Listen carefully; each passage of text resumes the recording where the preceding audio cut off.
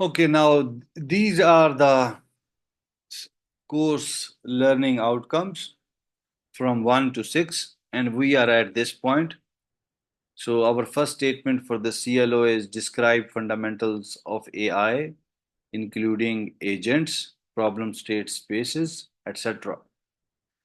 So, in this CLO, first we will go with the definition of AI, and then we will see some history of the AI. Then we will move on to agents and what are the different structural models possible for the agents. And then we will move on to problem state spaces. So here comes the definition of AI. So, what is artificial intelligence? So, the word artificial normally means man made, something made by the man. And the other word is intelligence. And in Arabic, it is azzaka, I think. Huh? So, so if you will combine these two words, artificial and intelligence, it means man made intelligence. Huh? Man made intelligence. Normally, intelligence means what? It means thinking power. But take the word intelligence, it is more. It is more what? Understandable than the thinking power. So you can call it artificial intelligence is a man made intelligence or a man made thinking power. But still, it is confusing what we want to say by man made power thinking. So anyhow, so these are the different. Now we have a different definitions. This definition that you are seeing here, this is the definition that you have in your textbook. The book that I mentioned by Stuart Russell and Peter Norwich. This is the definition from that book. And what this definition is saying? This definition is saying that you can build any application, you can build any system, you can build any software or program. And if that program has these attributes, has these qualities, for example, if that program can think like humans, we have that the thinking ability. We have, as a human, we have thinking ability. If we can produce that ability in programs, then this is one attribute. Normally, if I say humans can think, then you will say yes. And if I say programs can think, maybe I will have a mixed answer from this class. But I don't want to discuss this because now this is not the time. Those times are gone when people were saying that it is not possible that machine can think like humans. Now we can say that machine can think like humans, even more than humans. So, for example, if your program is busy in processing something before giving you the result, that processing is some what? Okay, you can name it. You can name it what? Thinking. Because if I will give you some task, so you will do some calculation in your mind. This is what you are doing. You are thinking. So you are calling your process thinking, but some people are not calling that process of program thinking. This is biasness, huh? This is biasness. Otherwise, okay, we can build programs, a program that can think like humans or that can think rationally. Rationally means logically. Logically, the right thing. Normally, the rational means the right action, the right thing, the right doing. So, so if your program can think like humans, can think rationally, or your program can act like humans, behave, behavior of your program, or your program can act rationally, or if it is not like humans, then at least you can say act rationally, logically, or act rightly. Okay, act in a right way. So if you have these qualities in your programs, then your program is under the field of AI. Then your program is the product of AI.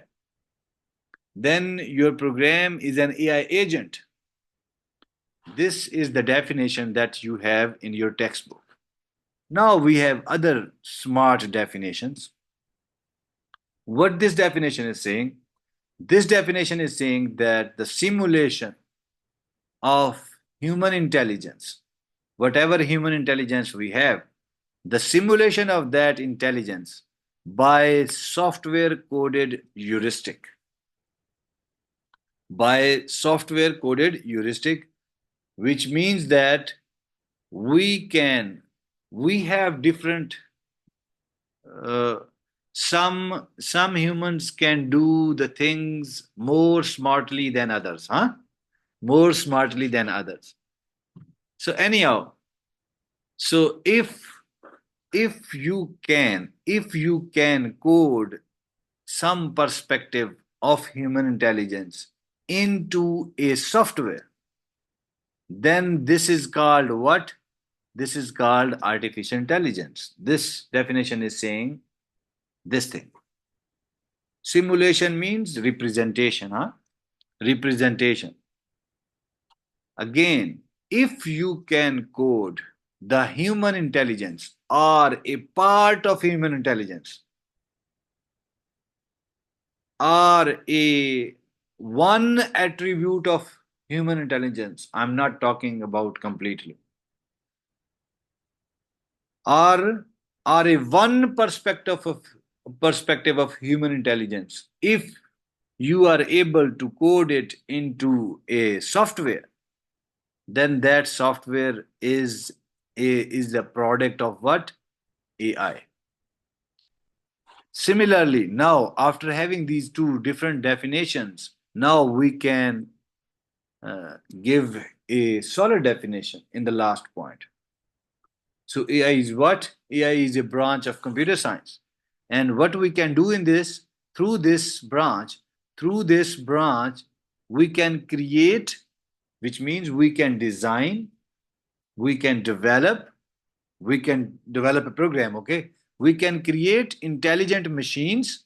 Here the word is machine. You can replace this word machine with systems, with application, with agents, all is okay, okay? We can create intelligent machines, we can create intelligent programs, we can develop intelligent softwares which can behave like humans, not fully, okay, but here it is a definition, so that's why it's okay.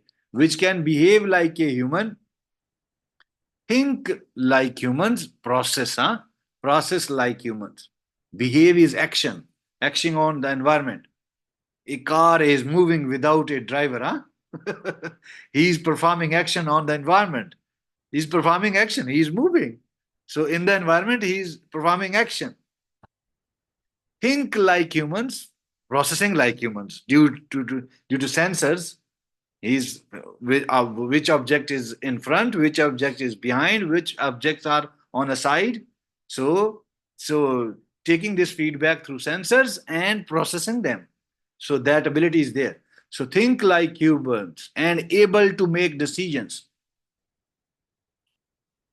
And if your program is able to make decision, so behave like humans, think like humans, and able to make decisions. If these qualities are there, so AI is a branch of computer science in which we can develop products which can behave like humans, think like humans, and able to make decisions.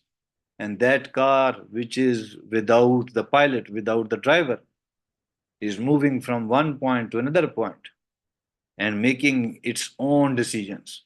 Hmm? Moving right, moving left, horning, braking, all that stuff. All these are the decisions. All these are what? The decisions. Anyhow, so this is another definition for AI. Now, moving next. What are the types of AI?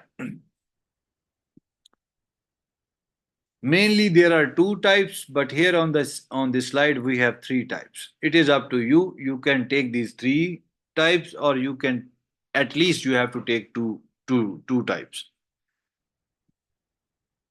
First one is strong AI, second one is weak AI, and the third one is super AI. What is strong AI? In all in all the in all the categories, you will develop products, you will develop agents. The students or the people who are related to computer science, they will not focus more on robotics, they will focus more on programming perspective, okay, of AI. Programming perspective of AI, which is building smart programs. But if you have a mechanical engineer with you, then, or electrical or whatever, then you can think for some device, okay. Our course will more focus on programming perspective, not on hardware, okay. So strong AI, what is strong AI? If our machines, our programs, our agents, our systems, our applications, okay, if our computers are machines, if we build such computers or machines which can think on a level at least equal to human, at least equal to human. So if your machines are able to think on a level, what is that level? At least equal to humans, which means thinking ability at least equal to humans or more, but not less. But not less. And the conscious and the emotions are also there in your machine or computer. Conscience is something related to your mind ability. I think in Arabic, I don't know, maybe the shaur, maybe the faham are the close words. Emotions or maybe ihsas or whatever. So if these two things are also there, which is a complete model, huh? Which is a complete model. So if your machines are thinking at least equal to human or more than human thinking ability, then this is called strong AI. This is the category of strong AI.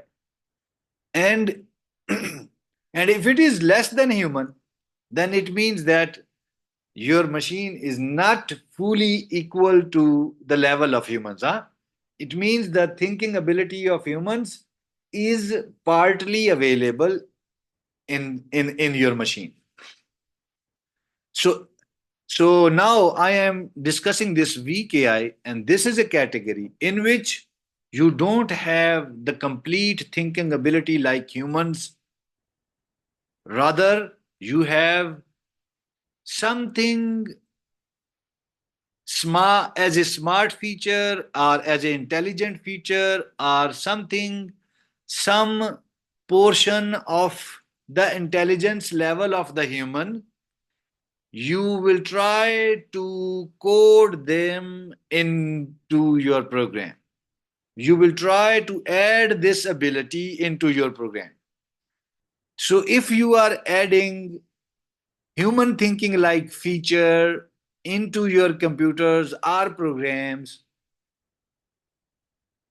why you are adding? To make them more useful tool, to build a smart tool, to build a intelligent tool, then that tool would lie under the category of weak AI. So that is called weak AI. So, and as this is a weak AI, and if you are adding features not fully like humans, so that's not fully like humans. So that is, but you have added some quality of humans. So that's why now it is not like your program will not act like machines anymore. Anyhow, you can remove this sentence. Now that time period is gone. This sentence is for the old people, okay? who were not believing that the machines can think like humans. But now you are a new generation. You are more advanced than us. So we are the people who are related to that old generation. But you are the young ones. You are playing with these gadgets from your birth, you can say. And what is super AI? So a product which has the ability or which has the thinking ability more than humans is something related to super AI, is something called super AI.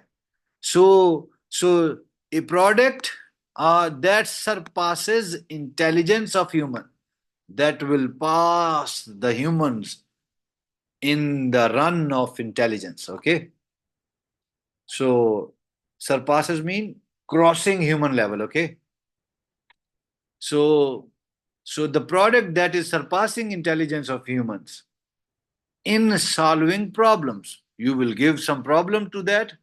Humans are taking maybe 1 hour, and that machine is solving it maybe in 5 minutes. Huh? So so so the computer there or the program that are surpassing intelligence of humans in solving problems or creating something, or overall abilities, are generally overall. So that is the category of strong AI. If you are not happy with this text, you can focus only on this diagram. But anyhow, what is narrow AI? What is general AI? What is super AI? So narrow AI is weak AI. So narrow AI dedicated for one task. Dedicated for one task. Partially. You have not covered the human thinking ability fully. Just one property, yeah? Dedicated for one attribute of human ability or human intelligence. General AI, perform like humans, equal to humans, that is stronger AI. And super AI, intelligent than human, more intelligent than human, okay? That is this third category. So you can have this image in your mind, and this whole slide would be easy for you. This is the history of AI. Okay, in 1943, the evolution of artificial neurons, the word neural network, the neural network, the term that you are using, basically it starts from artificial neurons. So this idea emerged in 1943. Similarly, Alan Turing, he developed the Turing machine in 1950. That Turing machine is used for calculation. Birth of AI. So the first conference, Dartmouth Conference for AI, was started in 1956. And similarly, first chatbot for chatting, for communication, Lisa, the name of that chatbot was Lisa, 1966. And if you will move on, first intelligence report, Wabot 1, 72, and then something in 74 and 80, something in 1980, expert system. So all the programs or applications which are behaving smartly like humans, so those are called expert systems. This Lisa is also an expert system, okay? But the term expert system comes here. And then second winner, so some competition was going on here in 1983 to 93, and this second AI winner was there. 1977, IBM Deep Blue, this is the name of the computer who won the chess competition in 1977. Similarly, AI in home, so for cleaning, Roomba robot. So 2011, IBM Watson wins a quiz show. So the quiz, and that computer wins. In 12, Google search engine you have. In 14, you have the chatbot Eugene Goostman wins a Turing test. This is the German chatbot. In 15, Amazon, and similarly, we have this slide in series of the previous slide. Okay. So this 2011, 12, 13, this is the repetition from the previous one, so with some new things. But this is a history. Here I labeled it history of the AI, which means old things. And here I labeled it the state of the art, which is also a history, but it is now more close to your recent time. Okay. So for example, if you will look here, year 21 and 22. So in 21, OpenAI unveiled the DAL-E multimodal AI system. So we have a DAL-E multimodal AI system. What that system do? If you will give him the sentences or the text or the queries, that system will analyze your text and it will give you the image according to that sentence that you have given. Okay. And here in our department, in each year during the presentations of graduation projects, I have seen one or two projects on this topic. Text, we are giving text, and the model is drawing images, drawing a imagery story of that text. Okay, so you are giving simple text. For example, if fish is eating a car, I know that that sentence was given by that student in that graduation project. A fish is eating a car, and that model built that imagery story. A fish was eating a car. So okay. So anyhow, now year 2020. So we have this Open AI launched another chat GPT. You know that, and how it is useful, especially in students' life. So, especially in students' life, you know the importance of this chat GPT. This chat GPT has made your life easy, huh? So anyhow, so and these are some AI frameworks, TensorFlow, Scikit-learn. You can connect them, or you can with the Python, and then you can. There are many libraries already built in them. You can import them and you can use them. These libraries will do different tasks. How, for example, if you want to implement neural network, that is already designed there. You only have to call it, and you can use for classification or for clustering or for what. So mostly things are already developed, but people does not know how to use them. So these are the different frameworks in which these libraries are available. But nowadays, people mostly using Python, and also anything which is setting with the Python, or which is configuring with the Python, the people are using, like TensorFlow, Scikit-learn, uh, and you can perform different machine learning, NLP, computer vision tasks easily through these libraries, because that is already coded. You don't have to code the things deeply or technically by going inside them. No, that is already there. You only have to configure with your code. Okay.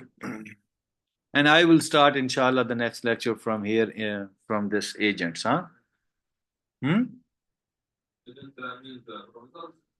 Sorry? Yeah, not parameters, program.